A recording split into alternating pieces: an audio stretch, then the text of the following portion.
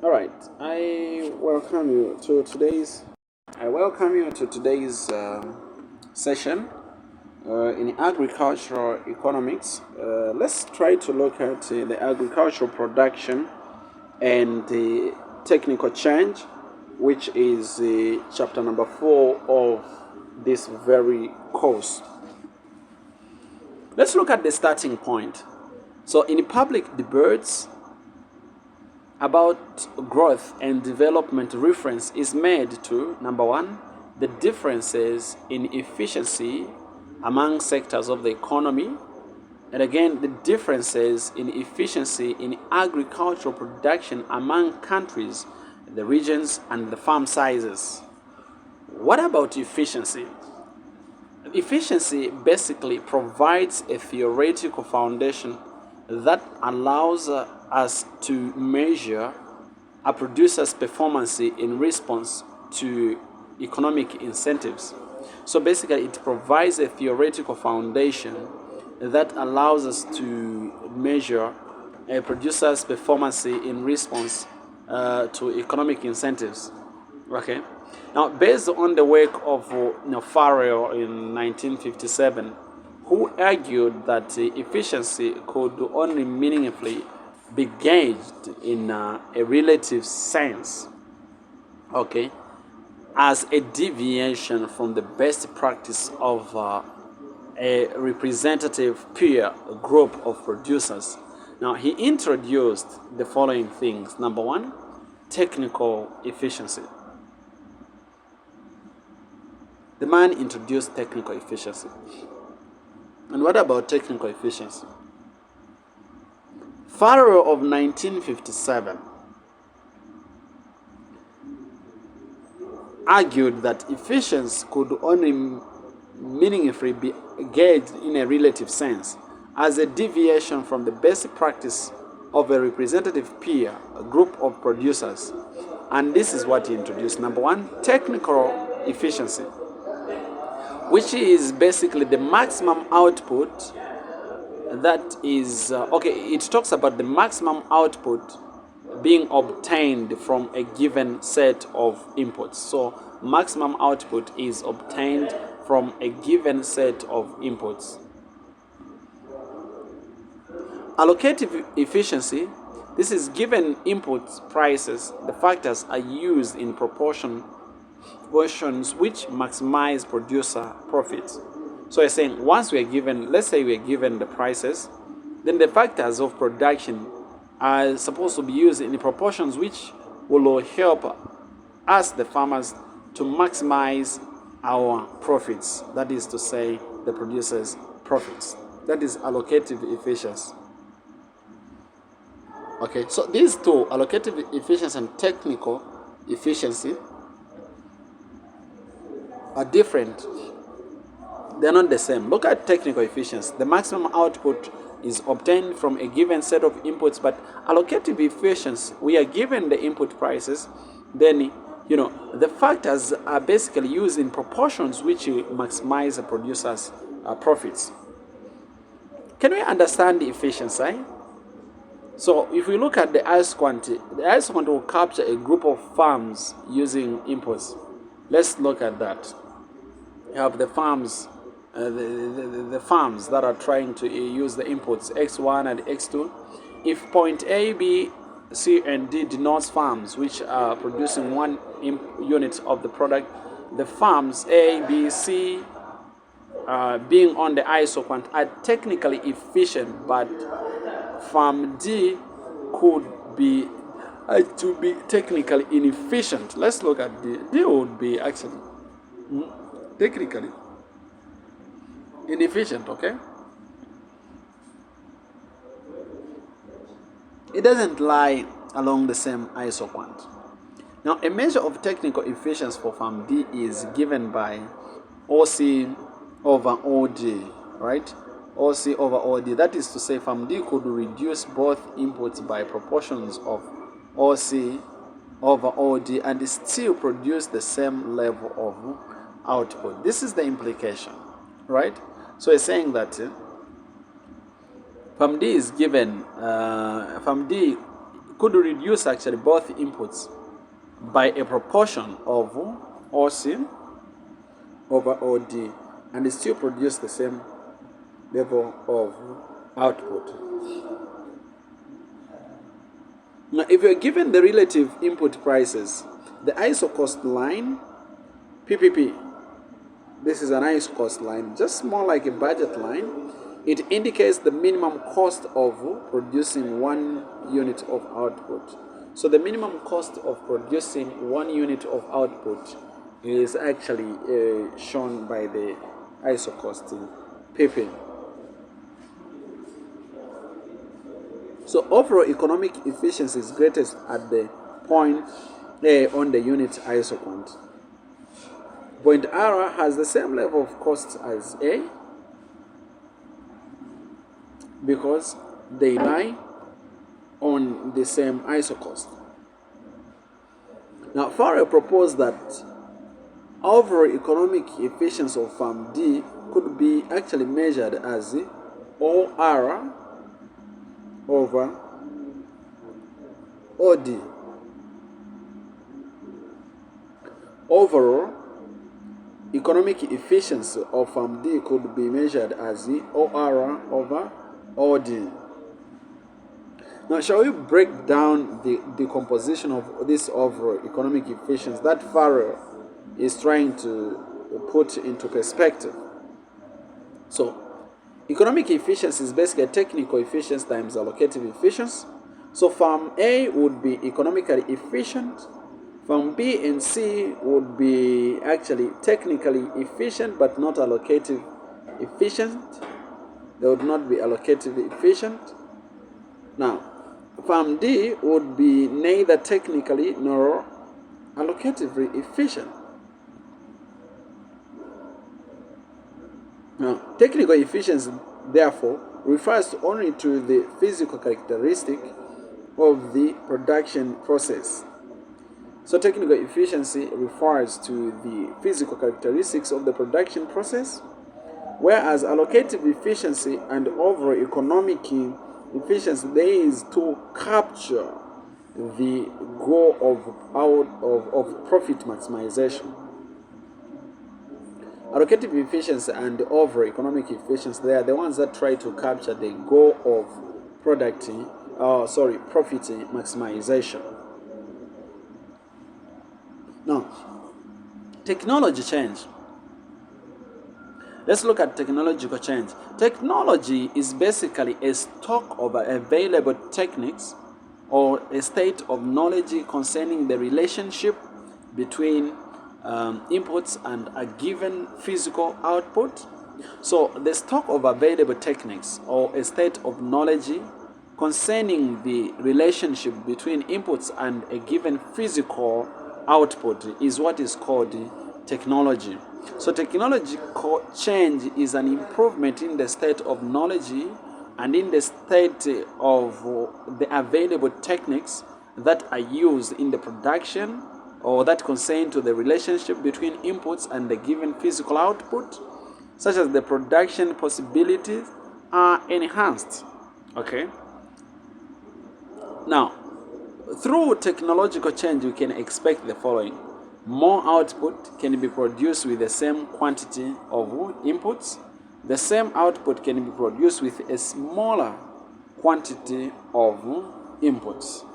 The impact, let's try to examine the impact of technological change now. Factor to factor, let's say factor to product case, Factor to product case. Shall we consider the introduction of a new wheat seed variety, which increases the output response to fertilizer usage?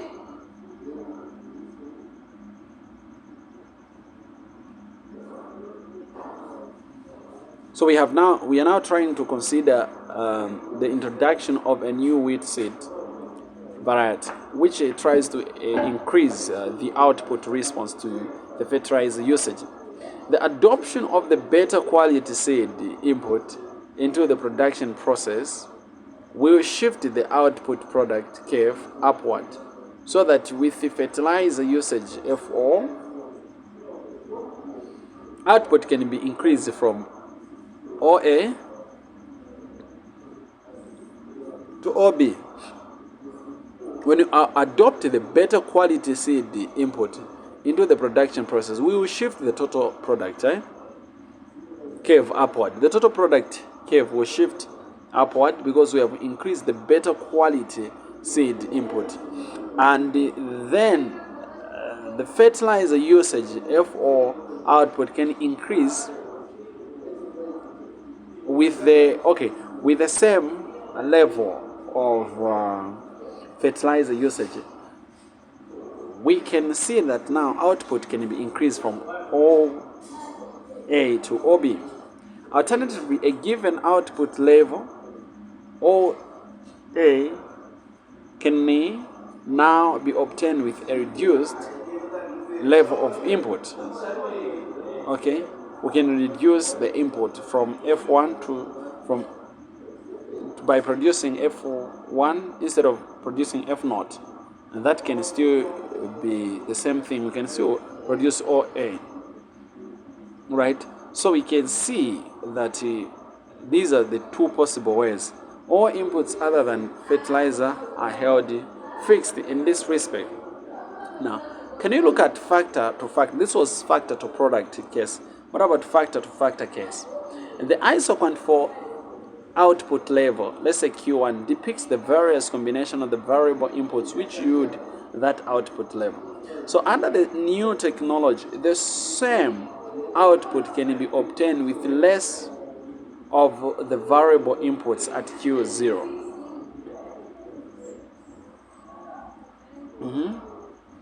The new technology, the same output can be obtained with the level of the variable inputs at Q0 prime.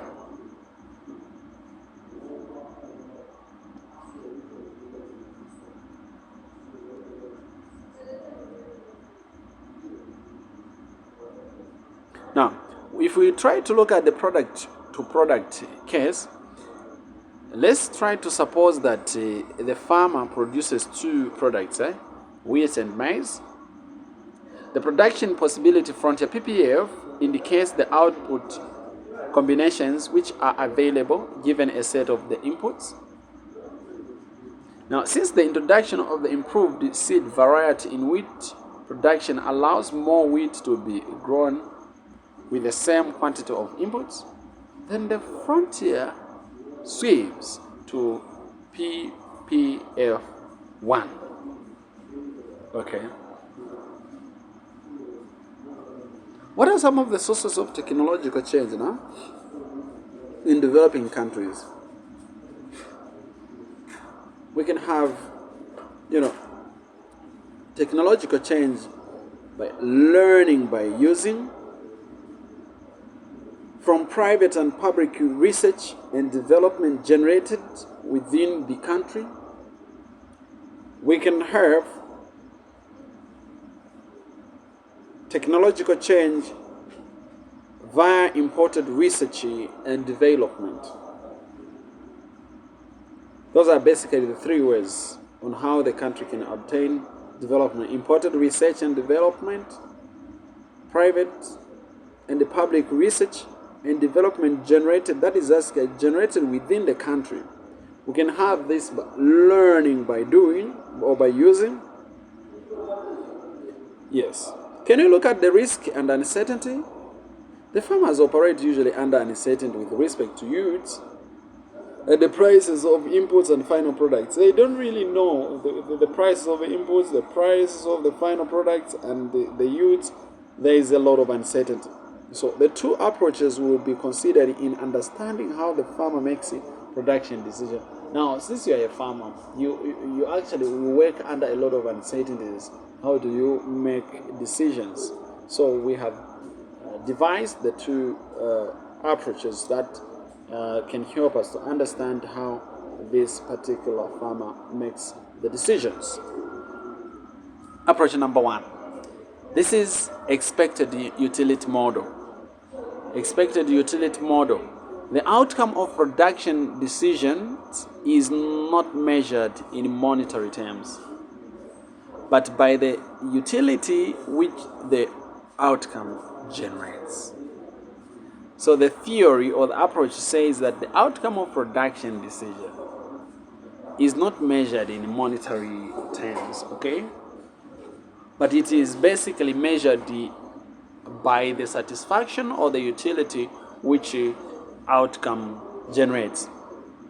Now, in an uncertain environment where there are a number of possible outcomes, each with a probability of occurrence, then the producer, it is assumed, will seek to maximize expected utility. In the environment that is full of uncertainty, okay, the number of possible outcomes, each with a probability of occurrence, then the producer, it is assumed, will seek to maximize expected utility. The production decision rule would depend on the farmer's attitude to risk.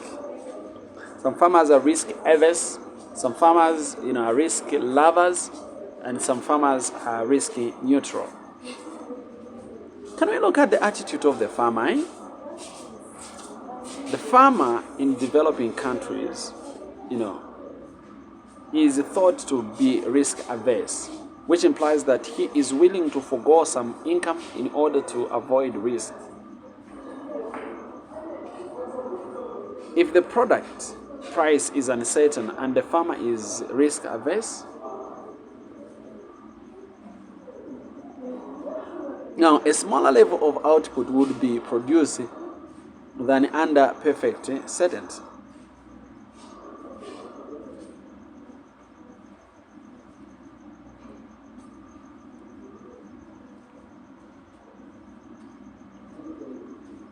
Now, in this case, the farmer does not equate marginal cost,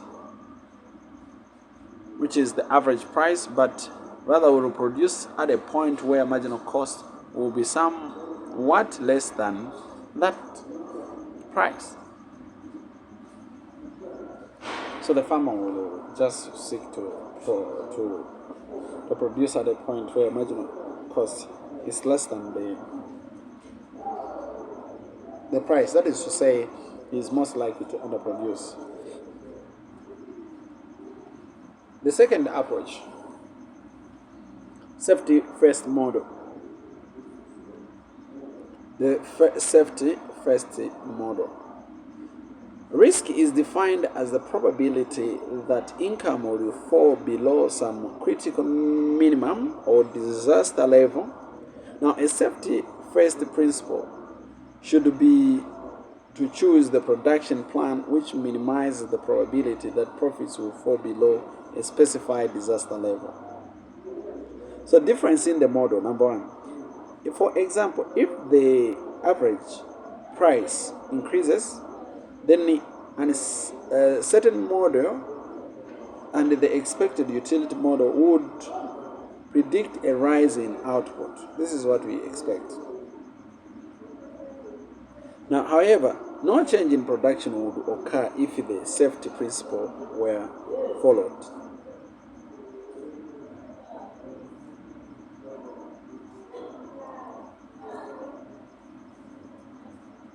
Now, indirect function.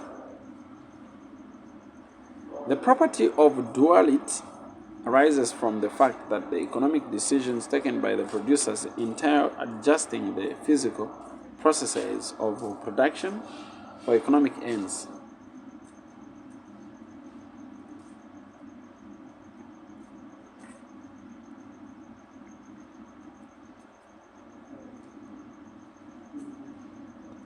Under the usual theory, we look at optimal value of capital and labor because the two directly influence output. Output is basically a function of capital and labor.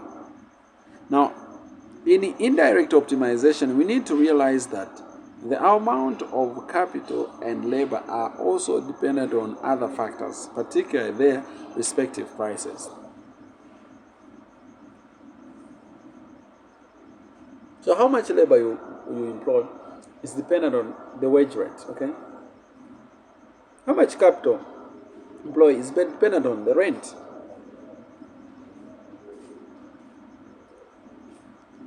Now, if let's say the interest rate changes, it has an effect on the amount of capital employed, which ultimately affects output. And in the same way, if the wage rate will affect output through its effect on the amount of labor employed. Thus, the two have indirect effect on an output. In optimization, output is a function of capital and labor. It is basically subject to the budget constraint. The values of capital and labor can be expressed as the functions of the rent, the wage rate, and the consumption. It can as well be expressed as a function of rent, wage rate, and consumption. And this is an indirect, and the cost, not consumption, cost. And this is an indirect function since the variables only affecting output through capital and labor. The indirect function is dependent on rent, wage rate, and cost.